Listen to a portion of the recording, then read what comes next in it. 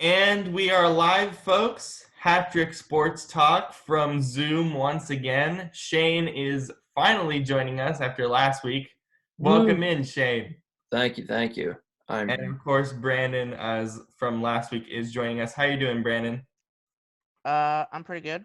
Uh, reporting live from week 2 of, well, probably more than like week 3 of quarantine life, but you know, it's going decently. I got a little bit of, as I'm sure we'll talk about later, I got a little bit of hope about MLB possibly playing a little bit this season, so that's got There was some my pretty good news. spirits. There was some pretty good, kind of interesting news coming out of the MLB in terms of the Players Union as well. So we'll talk about that a little bit later in the show. Let's first get started with what I was kind of expecting throughout the whole week. The Panthers released Cam Newton.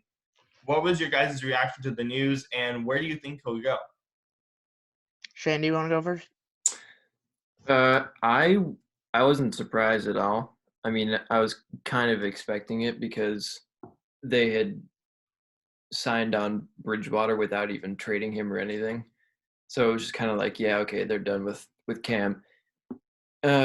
Which I think they're in the right to do because he, I mean, ever since his MVP season, which in my opinion wasn't even that amazing, he's been kind of, I mean, he's completed what 55% of his throws, and so I wasn't surprised.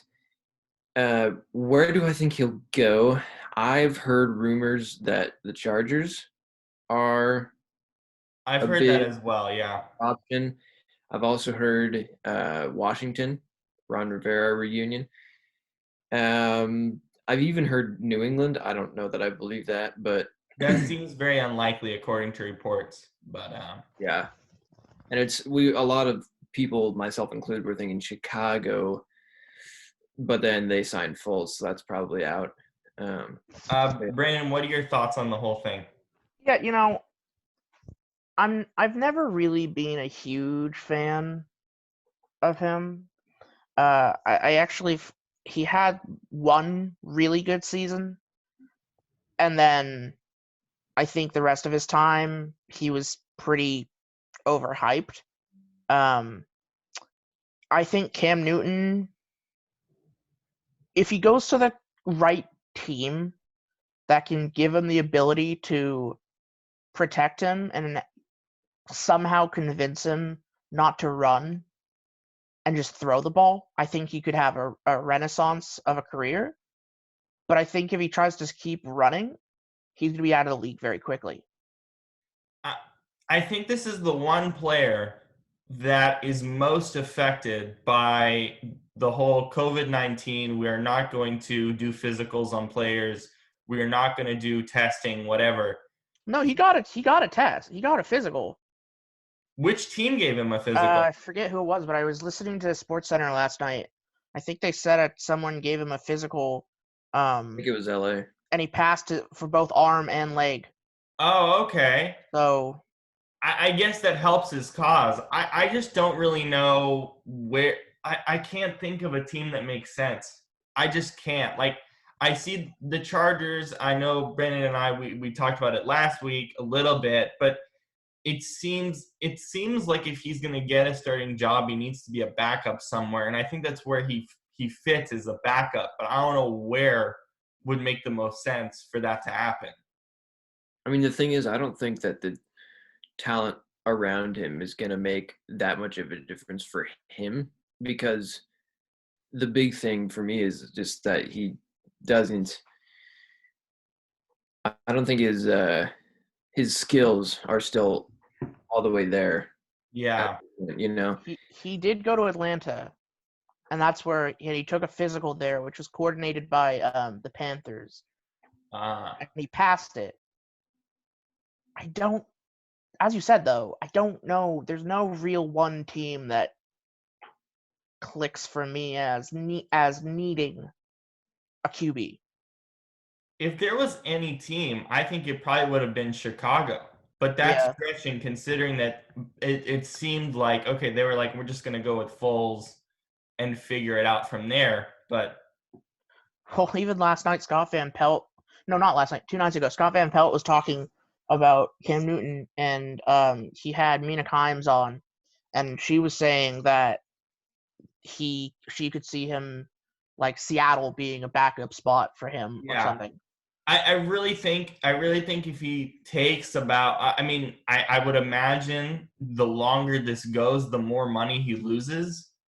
So I wouldn't be surprised if he takes like a 1-year, $4 million deal to somewhere like Seattle or any of the 32 teams for that matter, maybe minus a few, and just takes a backup role. I think it would be perfect for him. And then maybe we can figure something out with him next offseason if the interest is a little bit higher. Yeah, but one problem he's going to have is that this upcoming draft is going to be very heavy on QBs who are very Right. talented and have a very long career trajectory. So, yeah. It's certainly tough. So another retirement happened. I guess you could call it early retirement. Travis Frederick, the center for the Cowboys, retires after 7 seasons. And I know, especially after the Luke Kuechly retirement, we've been sort of talking about this idea that players retire at 30 or maybe a couple years before 30. And I know a lot of people saying, oh, they have a lot of problems with it and it doesn't make a lot of sense. To me, it's completely fine. I don't understand people going, and I don't think we've been in that camp, but I don't have a problem with people saying, oh, I'm going to retire at 30 because this league, I think, is getting younger and faster. What do you guys feel about it? Yeah, I don't have an issue with it at all, to be honest. I mean, it is strange, I guess, but I mean, the thing is, it's like the thing about football is it's especially when you're an offensive lineman or uh, a linebacker like Kuechly, very physical positions, you get beat up a lot. So yeah, I mean, these guys aren't wanting to play, full 15-year careers because I mean, it just disables guys for life, really. So yeah, I mean, he was an amazing player and he had a decent 7 years. So, good for him. I mean, my thing is, when people say, "Oh, it's a like," my big problem is when people say like, "Oh, they retired early." Uh, as you said, Shane, like these players are hurting after 5 years, after Yeah, their rookie contracts. Like if you're playing on the O line, you're especially hurt. O-line. Yeah, you're hurting. Your entire body is basically like on the path to arthritis by that point. To Hmm. play 7 years plus to only have retired because of a autoimmune disease, that's a pretty good career. Especially as a 3-time All-Pro, which I mean, Yeah. And it sucks that he retired at a point where he was looking like he was making a comeback, but I also admire him for being able to look at himself and go, I have to quit. I have to be done. You know? Yeah, instead of ending up in a wheelchair when you're 50. Yeah. I just think this is better for the league. I'm one of those people in that camp, and probably one of the very few people in that camp, that I think this is actually a better thing for the league that guys retire at 30. Because the league is not only going to get younger, but it's also going to get faster and quicker because you're going to have people in, their early to mid 20s and, sometimes late 20s playing. And even if it's a 7-8 year career, as you guys outlined, I mean, football is a very physical sport. You can get so many different injuries. I think it actually can make the league better if this is the new norm and not worse that most people are saying. Yeah, because I get it because we get these guys in the league and we get attached to them, and so when they're only when they're coming and going every 7 or 8 years, it's kind of like But I mean, you have to think for their sake, and yeah, you're right. I mean, the football has always been like the sport of like big physical guys, and it still is, but it's kind of moving away from that. I mean, it's becoming much more of a speed thing now, which say what you will about that, but that's just the way it is. So my question is, if players are only playing for 7 or 8 years at a time, do you think the base pay would get raised, or do you think it would get higher because of that? I think Probably it not really because it's depends on out the of cap. CBA, right? It so much depends on the CBA and what they're Yeah. trying to do. I think in the last CBA, they only got 48% of the total revenue. They didn't have an even split, so the pay doesn't really matter as much when you look at age. It matters towards what the CBA is and what the CBA outlines. Yeah. Indeed. How does this affect Dak Prescott? That February is gone. Well, I would not be surprised. Honestly, Dak Prescott is going to experience. He's going to experience what it's like being Russell Wilson, and by that I mean he's going to be running for his life.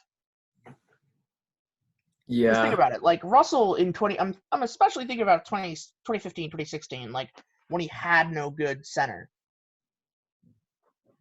or anyone for that matter. Exactly.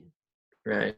Except Dak Prescott is not nearly as athletic. Exactly. So, good luck. Yeah.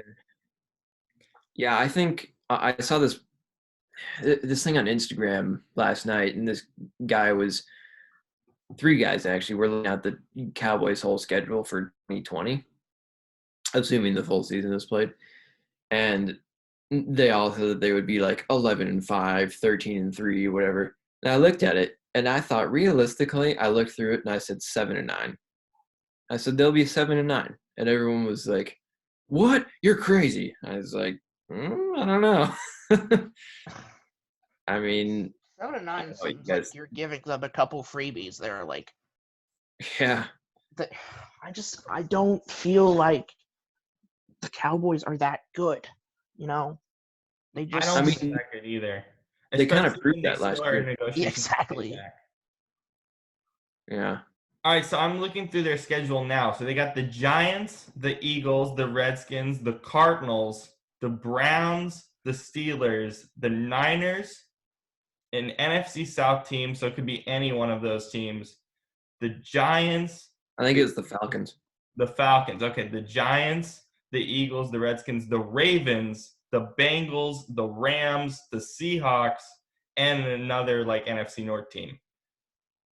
So it is a tough schedule. I mean, there's some tough teams in this list. Yeah. And I think the Cardinals are going to be better. The Eagles, I think they made some good moves this offseason. I mean, there's a lot of teams here I think that people have are sleeping on actually the gotten Cardinals. better this year. Sorry, Shane, what did you say? I'm sorry to interrupt, but I think people are sleeping on the Eagles next year, or the Cardinals. They made some good moves. So let's get to the New Orleans Saints. Emmanuel Sanders signed a 2-year, $16 million deal. I think as the days have gone on with Emmanuel Sanders and his free agency, the more and more unlikely it was that he was going to sign with the Niners, and he landed with a great team in New Orleans. Yeah. Yeah, I really like this move, to be honest with you. I mean, that was the biggest thing for New Orleans, is that they needed more receivers other than just Michael Thomas, who is amazing, obviously. But if they can get another guy who is really skilled, like an Emmanuel Sanders, I think that puts them in a good place.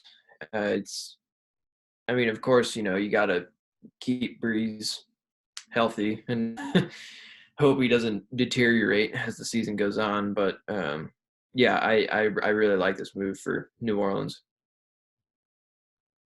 Yeah, I think as we've seen, the Saints are on the path every year for the last 2 or 3 years to looking like they're competitive for the Super Bowl, but like I Then think they lose to the Vikings. yeah, I don't I Emmanuel Sanders is pretty good, but like I don't know if adding another wide receiver is what they needed. Well, I mean, if you look at their receivers, you got Michael Thomas, you have Who's a Jared Cook, boss. who's their tight end, Ted Ginn, and Traquan Smith. So Right. adding him in basically as like a number 2, number 3 kind of slot guy makes a lot of sense. Yeah. Yeah, I think it's a great move. I mean, if you looked at the way that he and the way that he and Garoppolo played this last year, I mean, they were so in sync. They look like they had been playing together for 5 years. I mean, that just goes to show you, I think, how adaptable he is and how he can, be effective in that kind of way, which I think that he will. I think he will be in New Orleans. So yeah, Yeah, I Um, think that'll be good. yeah, for sure. For sure.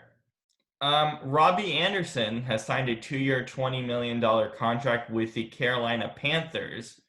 I think all of us thought he would sign back with the Jets. I mean, I thought that seemed pretty likely. What is his impact going to be on Teddy Bridgewater's Carolina Panthers? I That mean, I just think seems there's. Oh, go ahead. that just to me it just seems like uh a pick of, hey, we need to get someone pretty good for our new quarterback to throw at. You know, not a bad Yeah, thing. I I really, think he's I good. really like, I really like the move of getting Bridgewater for Carolina. Um, but they are definitely still in a rebuild. Yeah. So, I don't know if he will have any kind of immediate effect. You know what I mean? Yeah. But it's a start. So They have a really good receiving core now. Curtis Samuel, DJ Moore, two really young guys. You obviously have McCaffrey in the backfield. Then you yeah, bring in Robbie Anderson. Like it's not a bad core for Teddy to throw to. And I imagine Samuel and Moore, considering how good they were last year, they're going to be even better next year with Bridgewater. I think. yeah, I would Yeah. imagine, Go and ahead. it'll be interesting to see if because Bridgewater was obviously fantastic in New Orleans, but it's like you saw him in Minnesota. He kind of struggled. I'm interested to see if it's a system thing that was good for him in New Orleans, or if he really is just a lot better now. Matt Rule's system, I think, is actually going to work well with him too, because it's sort of kind of Yeah, a young quarterback system, sort of a little bit more of a college style system. right. I think it actually will work well for him if you look at it from a system perspective. Yeah. So this is something we've been talking about pretty much all week about what the future of Antonio Brown will be. Uh, Bruce Arians on Thursday said they are not going to sign him. Is there any is there any indication that in the future Antonio Brown will be on an NFL team, or do you think this is over? I thought it was over the second the allegations came out, to be honest. Because I Well, mean, yeah. it would be one thing if he was, wrongly accused and then he, tried to like better himself after that. But he didn't really. He just kind of kept talking and he, kept his big mouth, and it's like, dude, you're not helping yourself. So, I mean, yeah. I mean, it says something when, even when you have the influence of a guy like Brady in your locker room saying, "No, we want him. Let's get him," and then Arians is like, "No." So, um, yeah, I don't. I mean, maybe if there's some team that's desperate enough, they would roll the dice on him. Who has, a, I could see like Cleveland picking him up, honestly, because they're obviously not afraid of having guys come in that are, um, you know, egotistical and kind of loudmouths, but who knows? Yeah. Yeah, I mean, like, personally, I'm not a fan of the guy anymore. I think he has been given way too many way too many chances, and he's blown all of them. Yeah. Also, do we even know if he's been reinstated? No, he hasn't. Thing. He hasn't. He And hasn't. I doubt he ever will be. So it's not really an option. As we talked about, and personally, I don't think any team should take a chance on him. He's got way too many chances. I think he really needs to kind of step away from football and work more on himself. But as we talked about with New Orleans, I mean, you sign him. I mean, it's basically a minimum deal. That's maybe the only advantage of this is that you get a top quality receiver for what, 500, 600K, because he needs to be reinstated. But I don't think any team, rightfully so, should take a chance on him, at least for the time being. Yeah. Yeah. I I mean- would personally be mad if the Seahawks took a chance on him. I think Russell's been a huge proponent of getting him. And then they got Josh Gordon, remember? And Gordon's looking to be reinstated. I think Gordon more than likely will be reinstated. Oh man, I would love Gordon back to the Seahawks. Like, you know, I would love him back in general. I don't see any problem with Gordon. I think, you know, I don't think he's as good of a player as people make him out to be. He's not what he used to be in Cleveland, and he probably would have had a much better trajectory if all this stuff didn't happen with him. And then he just stayed in Cleveland. He probably would have ended up being like a top 10 receiver. He's kind of just like a regular receiver on a team. He's not, I don't think he impacts the game as much as he used to. But especially with the marijuana rules being taken down a notch with the CBA, I think it's more than likely that he will return and be reinstated by the end of the offseason. I think he'll come back to well, technically, if he does get reinstated, I think the Seahawks still They have his rights, yeah. have his rights. So that's gonna make even more of a stacked wide receiver core. Yeah. If you know, The core is pretty good. I mean, we'll see. I think with Greg Olsen, it's going to make a huge impact too. So moving also to the Cowboys, they signed Greg Zuerlein. So their special team coach John Fossil was the former coach of the Rams, and now they brought in Greg Zuerlein. Fixing the kicking woes for the Cowboys, I think, is actually a good thing, because they're a team that's, I don't think, going to score touchdowns like often, even with Dak and Zeke and Amari. I think they're more than likely going to have to kick some long field goals, and I think he's the right guy for it. Yeah, I mean, it helps, obviously, but I mean, I still think that their biggest issues have to do with their offense, you know? But yeah, I mean, it's, you know, a good kicker is something I think that a lot of people take for granted, you know, because it's hard nowadays. It's hard to come by a kicker who really is consistent and reliable all the time. So, yeah, you know, it's good for them, I think. I mean, I'll just say this: they are gonna need a kicker to score any points. Yeah, I don't know what they're going to do with their offense. I'm not sure what McCarthy is planning. I think the one thing that I'm continuing to realize as the Cowboys are signing players is the fact that, okay, this is not Jason Garrett anymore. This is Mike McCarthy. This is his era now. So I still wonder how that's going to change things. And I don't think we're going to really figure that out until maybe a month and a half into the season. Yeah, I still think Mike McCarthy is a strange hire. it very much is. Not necessarily bad or good, just odd. Yeah. Yeah, Sure. I don't know. But yeah, I mean, if I were Jerry Jones, I would, first of all, have someone else be the GM. But second of all, I would have cut Dak, because I don't think he's worth $40 million a year. I don't think anyone does except for himself. would have cut Dak and then gone after Brady and then drafted a guy this year in the first round and who they, see potential in, a guy like Jordan Love maybe, and have him learn under Brady for the next 2 years or however long he's there.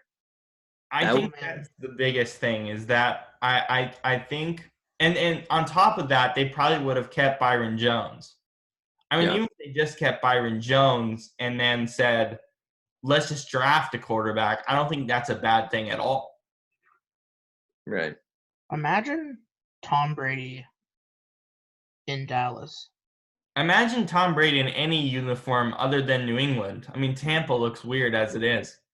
I think he looks all right in Tampa, to be Yeah. honest. Because I've seen tons of like Photoshop pictures of him as in a Buccaneers outfit or uniform, whatever, and I'm like, yeah, that's all right. It's still gonna look weird and uncomfortable once the season starts. Yeah, for real. I know it's gonna be weird saying, oh, Tampa Bay Buccaneer Tom Brady, like, whoa, yeah, but Okay, so talking about the NFL draft, the league's management council executive committee has unanimously decided that the draft will go forward as planned on the 23rd to the 25th of April.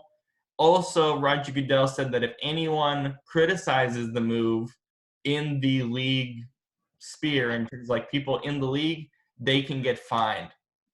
What? Yep. Oh boy, Goodell, you were looking so good, and then. Hey, Robert, what have I said about how I don't like Roger Goodell? But I also wonder why. Because even for us who are going to cover the draft, Yeah, we're still doing that. I think I might have class during that time, but we'll see. I mean, Either way, we're going to come in on Friday and talk about it. I'll be watching it. Either way, the draft is going to be so hard for even us to cover or for any team to really get a read on any of these guys. Maybe on TV, we can. Yeah, we got modern electronic or technology. Oh man, but there'll be no one to boo Goodell. Well, on top of that, it just doesn't feel. It's not going to feel like a normal NFL draft. It's just, what's the point? You might as well just. It's not normal at all. Like.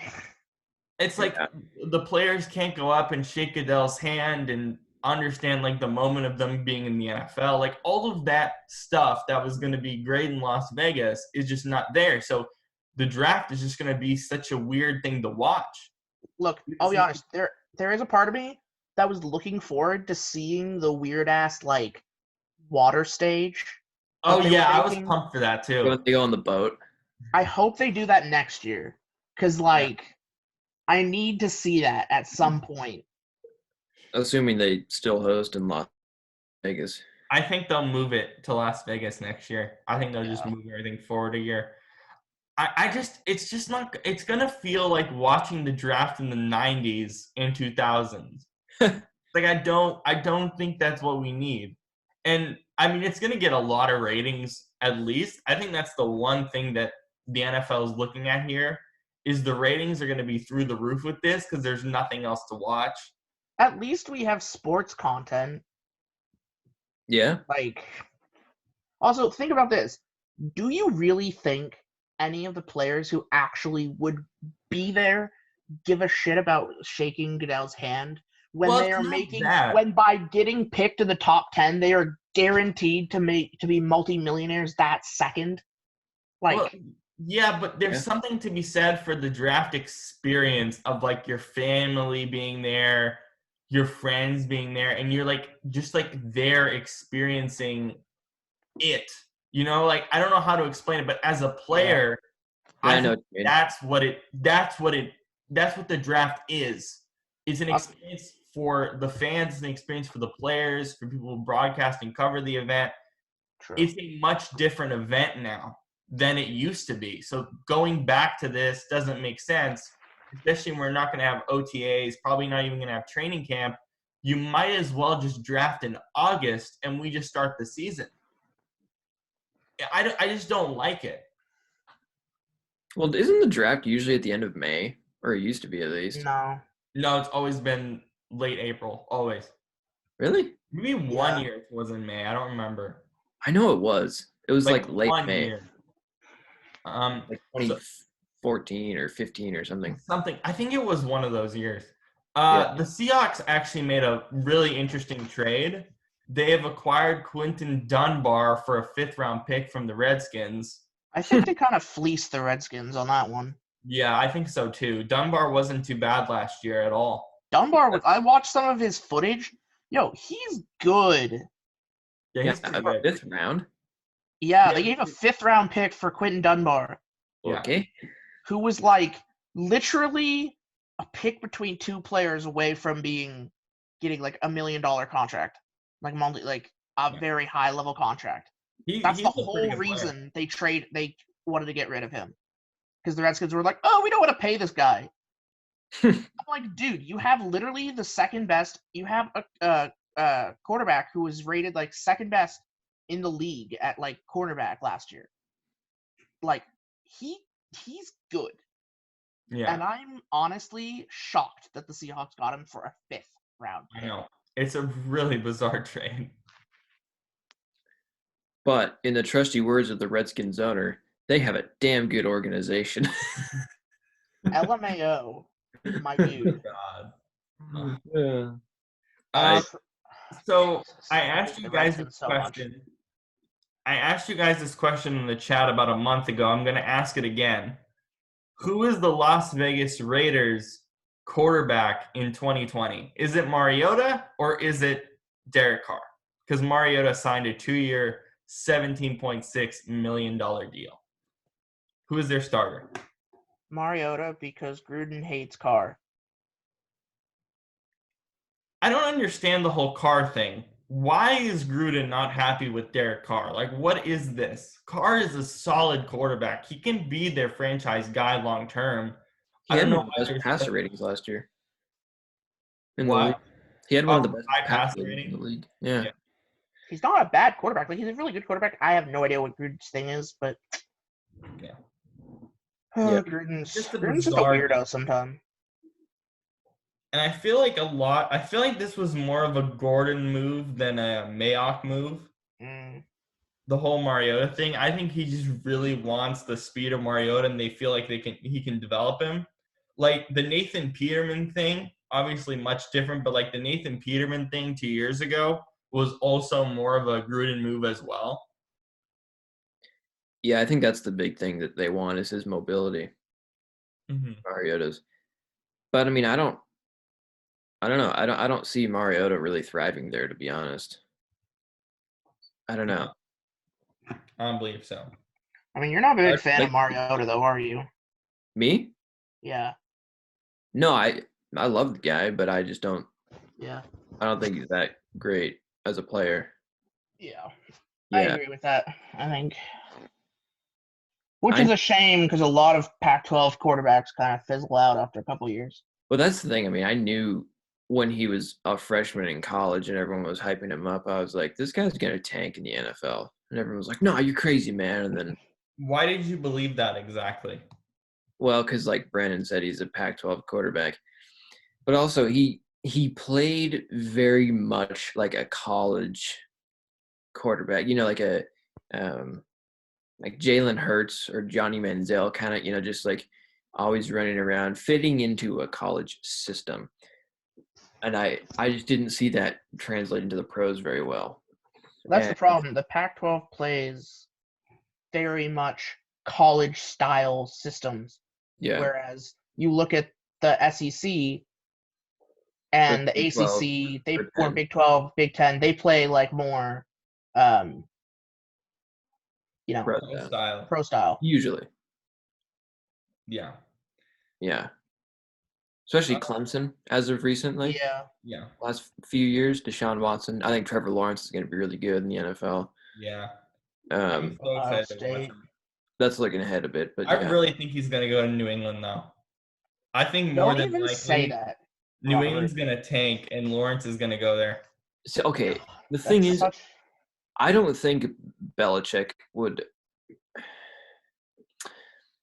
I think Belichick has too much of an ego to just tank for a year to get this one guy. Who are their quarterbacks right now?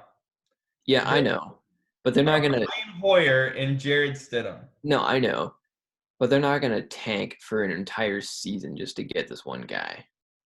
Do you think That would be Belichick will even still be there after a couple years? probably not. Probably not, yeah. I mean, what else does the man have to prove? Oh, also, speaking of which, Belichick got nominated for a sports Emmy, Yeah, I saw that. Yeah. which is awesome. He was great on NFL all-time team, NFL 100 all-time team. He was actually excellent on that show. And Brannan, what he has to prove is that he can get a ring without Brady. That's Yeah. true. Yeah. And same with Brady, that he can get a ring without Belichick. Neither one is very likely. Yeah. Let's go through some running backs. Kenyon Drake re-signed on a tender to the Cardinals. Woo. So what are your guys' expectations for the Cardinals? Do you think they're a playoff team in this new 14-team playoff system or no? I think they could be a 7 seed, to be honest with you. Maybe not this. Well, yeah, maybe this year. To be honest, I don't know. I mean, there were so many games last year where they were so close to winning, and they just couldn't quite do it. But I think I really like Kyler Murray. I think as he gets more experience this next year, and he has more pieces, especially DeAndre Hopkins. They get Kenyon Drake, who was a great piece for them. They get him, more involved, more, I guess, settled in with the team. I think they need to draft some defensive pieces for sure, especially in the front seven. And then, I think they could be. I think they could win 9 or 10 games, to be honest with you. Really? But that's just my opinion. I feel the same way. I think them adding Hopkins to give Murray another weapon, and then Yeah. on top of that, I think the system that Kingsbury is running is going to fit Hopkins so well. And look, defensively, they're not great. Let's be fair, but like we saw, obviously this might not be an ample comparison, but the Chiefs were definitely more offense than defense last year. Yeah. Obviously, the Cardinals would be that, but to a much lesser degree. I think their offense can definitely carry them to a playoff spot, especially in this new system. Brandon, what's your feeling on that? I think the Cardinals are a year away of playing together from being a very competitive, very dangerous squad. I think, as we talked about last week, the Rams are not going to be a threat in the NFC West. The Seahawks, just because the Seahawks are the pesky team in the league that even when they shouldn't be good, they still pull out enough games to get into the playoffs, right, and then somehow win. It's more Pete Carroll and Russell Wilson in that system that really makes them continue to get 10 games a year plus. I call it the Seahawks cheese. It's pretty great. But I think because of the Seahawks cheese, I think the Rams ain't even going to be close. The Cardinals will be close on our heels. And I think the 49ers will just be maybe a game in front of us. I think they're pretty easily going to win the division. Really? The Niners, yeah. They're still really good, even though they lost to Forrest Buckner. Oh man, excellent. Their QB. I'm not too worried about didn't Garoppolo. look good. I'm not too worried about him. Super Bowl. I think that, I think San Francisco will win the division again, but I think it'll be, depending on what happens in the draft, I think it'll be much closer, within a game. Yeah. Of them getting first with So it'll Seattle. be the same situation as last year.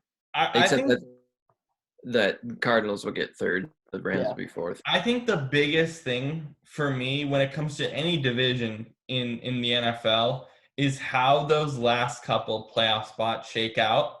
Because of this new system, there's so many teams that can find their way into the playoffs.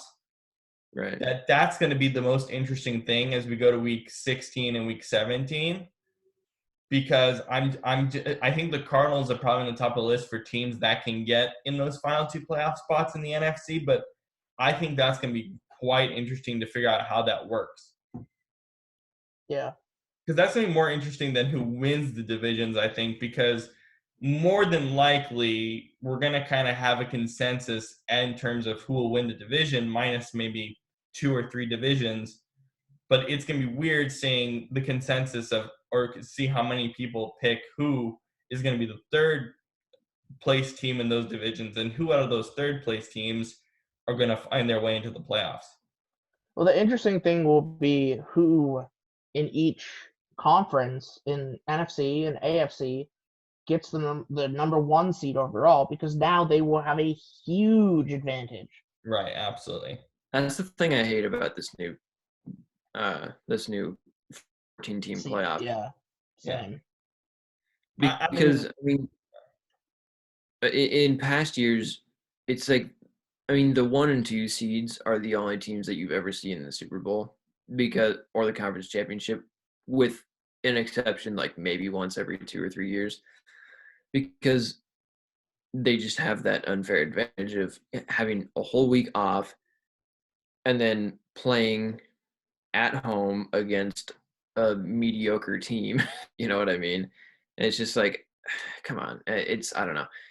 But now that there's only one team who has that advantage, I'm like 9 times out of 10, the teams in the Super Bowl from here on out will be number 1 seeds. And Yeah, it's just going to make the playoffs a lot less competitive, in my opinion. So it could. I don't know. I think I want to see how this actually works. I don't really agree with it, as we've talked about before. The 14 I would team make it 8. You would make it. I'm fine with the 12. I Or really am like chill with it. I've never had a problem with the old system ever. yeah, Never had a problem with it. Never. So I don't understand why they would just. I mean, the only reason they're making this move, as with any other move that the NFL does most of the time, is the fact that the TV deals are coming up next year, and the TV revenue is just going to go through the roof with these 3 playoff games or 3 games in a row during wild card weekend both days. So I would. I mean, if I change it, I would make it 8 teams per conference, so 16 total, because then that way the 1 seed doesn't have this unfair advantage. I mean, they would have to play a team that is probably not even on their level, but still, it's not just them sitting it out and getting all this extra rest and whatever. They still have to play just like everyone else. You know what I mean? do you think there's a chance we get to a point where the NFL is going to do that just because of TV revenue? Maybe it wouldn't surprise me since they're going to a 14 team. Yeah. I wouldn't be surprised if they went to 16, but I would prefer 12 over 14. I hate 14. Make Yeah. it 12 or 16. I just don't. I think what's going to get weird is like we have 32 teams in the league. I Yeah. don't know what's the whole math on it, but like 16 or 14 over like 32. I don't know. Well, It's like 16 would be half. 16 would be half. Like I don't like that half the league gets in. But I Well, guess look at the NBA. even for the NBA, there's 16 and you have 30. So I don't know. Yeah. I think over the course of the next few CBAs, the playoffs are just going to change so dramatically. Right. I think it's dumb if they let more teams in, because it's like at the point where you have 16 players, 16 teams, then you're just like, well, you don't even have to win that many games, Yeah, that's another thing. You could literally go 8-8 and make Yeah. it. You got to have a winning record to get in. That's what I've always said. Like if I don't like the fact that 8-8 teams do not deserve to get in, but anyone over 9-7, yeah, you should get in. What about 7-9? Nope, you should not. I know the whole 7-9 thing, but but that's a whole different thing because especially for that year, the Seahawks won the division at 7-9 through some weird events. Yeah. So, I mean, that's a completely different thing to the fact that they won the division that year. And I think it's also happened another time in NFL history as well. It's Um, happened. It happens every 3 or 4 years. When a Yeah. 7-9 team wins the division, it happened to Green Bay like 3 years ago. oh, really? Um, yeah, I guess I or forgot about that. it's happened to Green Bay twice actually in the last like 10 years. Oh, really? Yeah, so that's that's my that's another issue that I have with the 16 playoff is like I don't think that you should have the division winners as the top 4 seeds because then you get some team that's like 7 and 9 as the 4 seed. It's like, no, just put them. I mean, I get that you want to have division representation, but to that, I would say, honestly, I think this is probably controversial, but I think that the NFL should get rid of divisions and just do conferences. Really. I don't know Yeah, about that. I don't know. I don't just know if my I agree with you or disagree with you. I think the main reason we have divisions is the fact that we have like good rivalry games such as like the Packers and the Bears where it's such a classic rivalry, but it also affects the division. That's but mostly I mean why we have the divisions. rivalry would still exist, Right. regardless of Because like the Seahawks have rivalries with some weird ass teams yeah. because we play them so much and we kick their butt. Or like the Seahawks kind of have a rivalry with New England. I Yeah. mean, Or everybody Green does, Bay but maybe, but I'm saying in terms of like interdivision classic rivalries, like that's the whole purpose. I I don't mean, they think would. that's the whole purpose of divisions. I bet you there's more to it in terms of logistics and things of that nature that I don't know of. But at least from what I've heard, one of the primary reasons is because you want the rivalries to have a much bigger impact, especially when it comes to the classic ones, such as the Packers and the Bears. Mhm. Yeah, I Um, don't know. so let's see. Let me move on through a few of these topics now, since we kind of went a little bit more with that Cardinals topic. PJ Walker signed with the Panthers as well. Are you guys excited to see some of these XFL players get into the NFL? I don't know if we'll see PJ Walker considering we won't have probably. I mean, there is a possibility that we'll have uh preseason games. I mean, if It's this thing probably unlikely.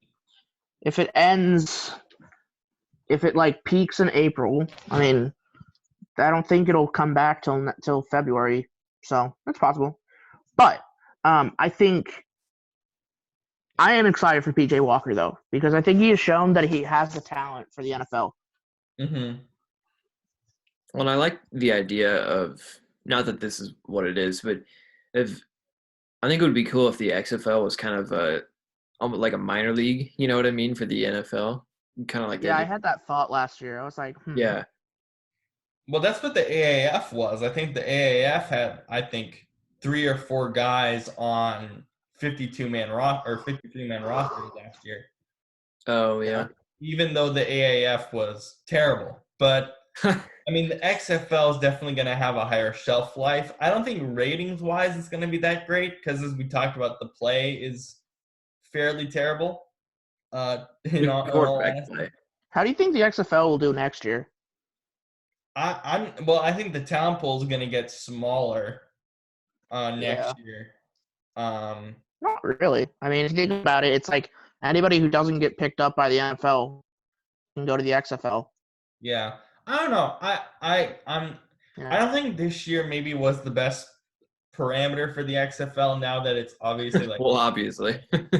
But maybe next year we'll see kind of what the full range of it is. But I'll tell you one thing. I think the ratings are going to go down by a ton.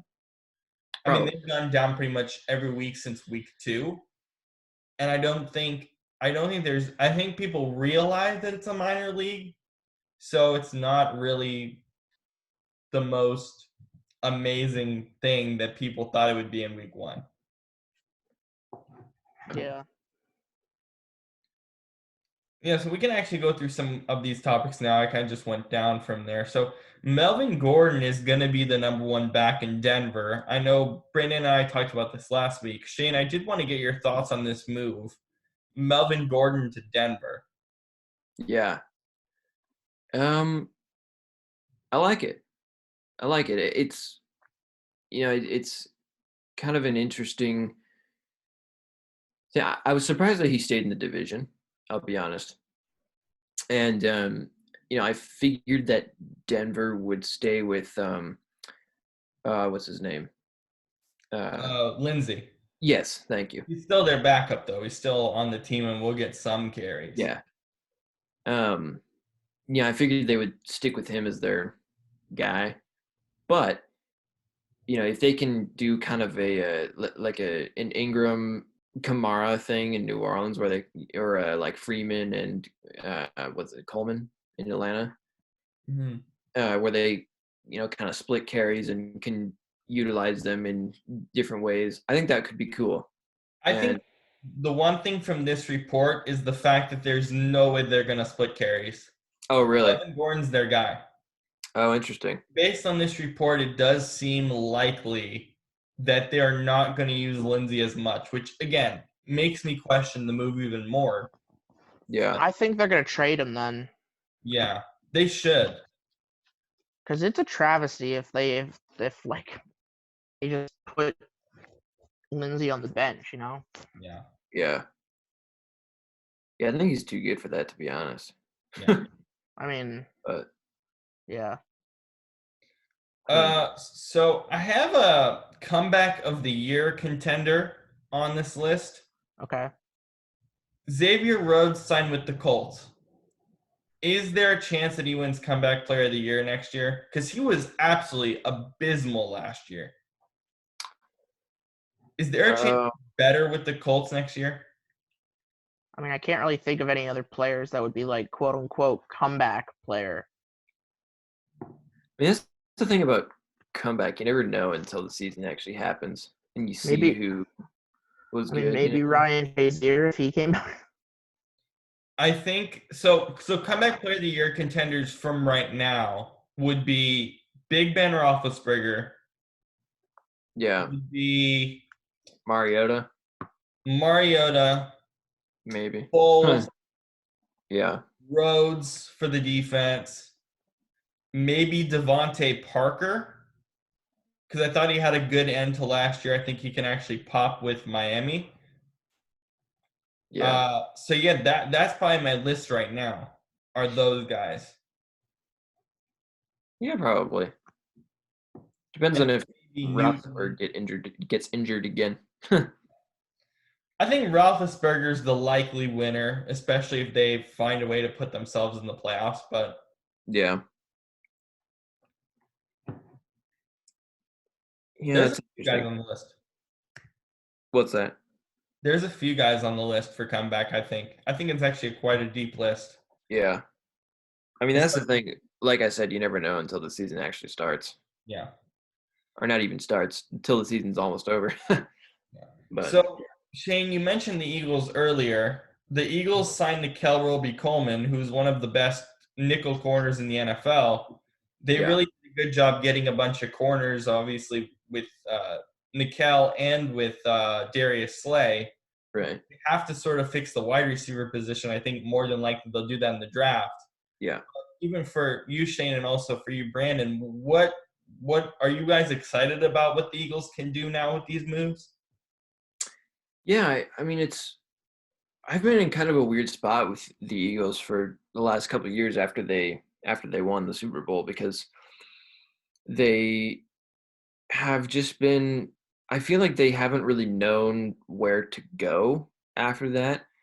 But I think now they're kind of starting to get their footing and they kind of have a plan, you know what I mean? Mm-hmm. And I mean, it's easy to see as they make all these moves and whatnot. I mean, the biggest thing for me is, of course, that they don't get plagued with injuries again, because that's what killed them. That was the big problem last year, yeah. And I want to see once play a full season. I'm still not convinced that he's a franchise guy. Everyone says I'm crazy, but he hasn't played a full season, so I don't know. I'm not on board yet. But if he can play a full season, and if they can, and he can still perform, then yeah, I think that they'll be. I mean, I think that they're the easy NFC East winner, and this just kind of solidifies that. So. Mm-hmm. I don't know where Brandon went off to, but yeah, I think the Eagles have a good shot to do something really good next year as long as they can fix that receiver spot. Yeah. Yep. Another interesting report here: Andy Dalton to staying with the Bengals, Uh-huh. maybe to be like a veteran guy. There's Brandon reconnecting here. There we go. So, Brandon, actually, let me get back to you. What are your thoughts on the Eagles going into next season? The Eagles really, they kind of just fly a little bit under the radar most of the time. I think they've made some good moves this offseason. I don't know. Honestly, I don't really pay much attention to their division because I think it's boring. But they've made some big moves. Like they're really focusing on their back end. Like I Yeah. really like Nickel Roby Coleman. I think that's a good pickup. I think the pickup of Darius Slay is a good pickup. Rodney McLeod, like giving him, like bringing him in. It's really interesting seeing them doing so much in the secondary, whereas I thought they would do more in the wide receiver core. See, that's the most interesting part is I think they realized, oh, there's some options here at corner. Let's do that, and then we can focus on receiver in the draft. Yeah. Even with how deep that receiver class is, I mean, you can get a receiver, a really good receiver, basically at any round, especially with how good Carson Wentz is and how good he showed at getting guys who are basically backup running backs in Boston Scott to be slot wide receivers. So I still love that. Okay, so back to my the thing that I'm just getting onto. So the Bengals are keeping their options open for Andy Dalton.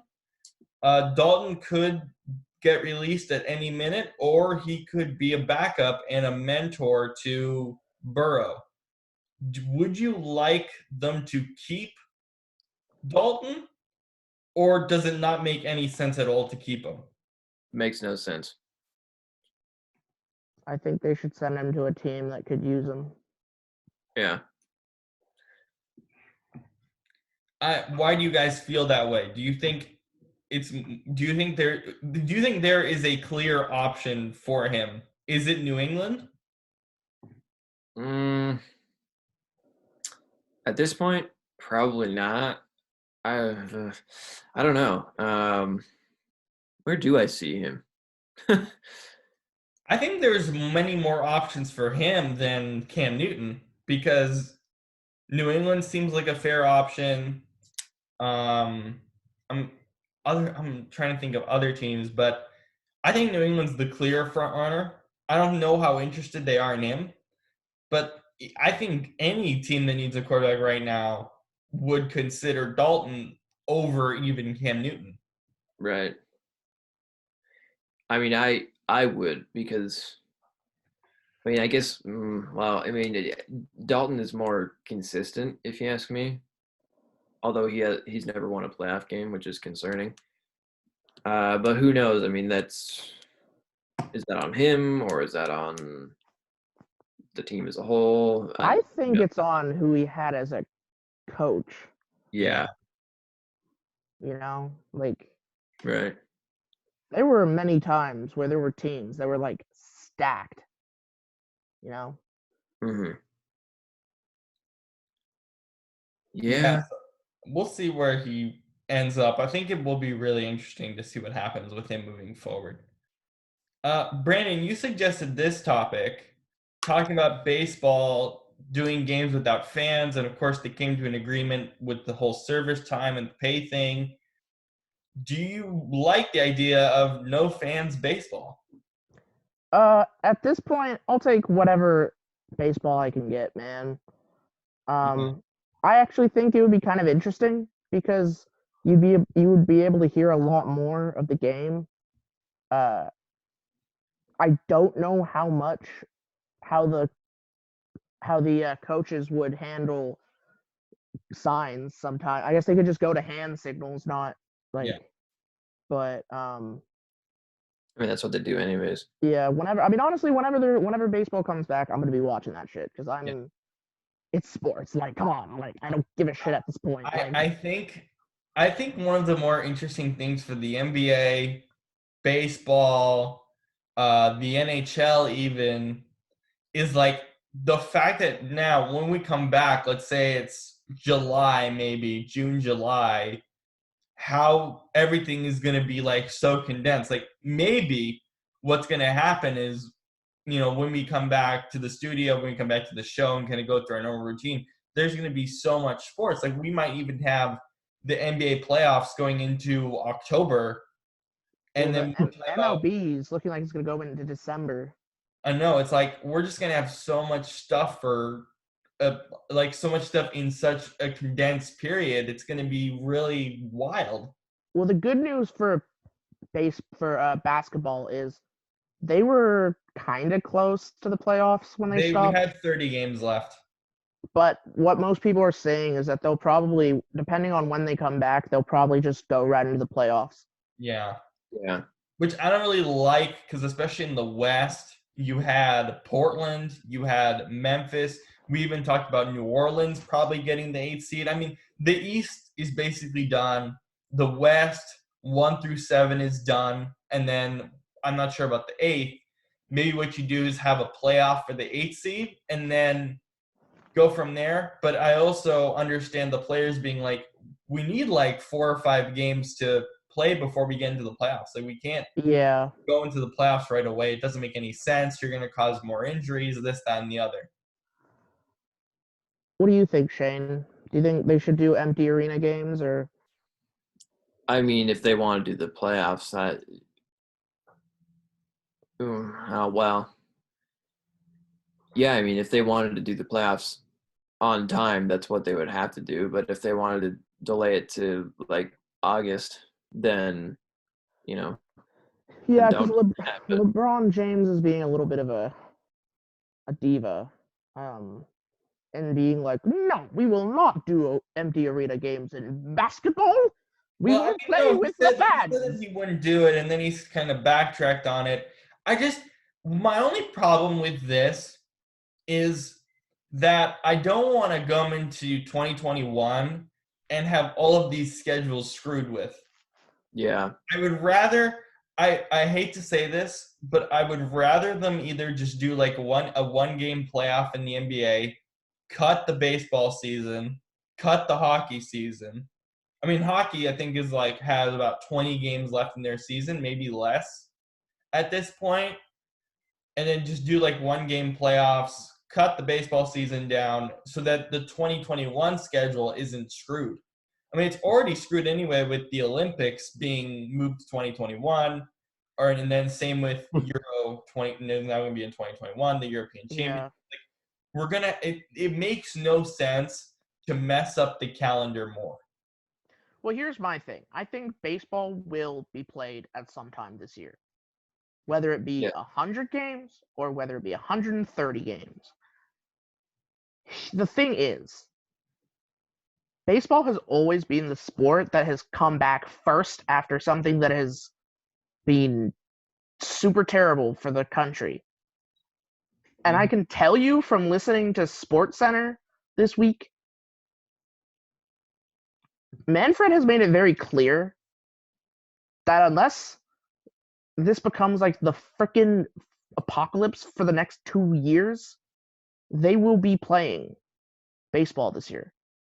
If Well, I think if they get the Minnesota will chance. be playing this year. I don't think there's any denying that. It's just about what what the time frame looks like. Because I think, Yeah. especially with Rob Manfred, they're like, we're going to play 162. We're Nah, going to play the full schedule. they're not going to play regardless. I think that's 162. Trust completely They me. should.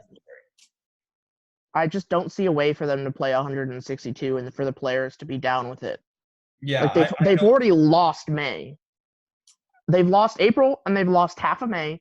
At most, they would get back to spring training mid-May and start in June. That is the earliest they could.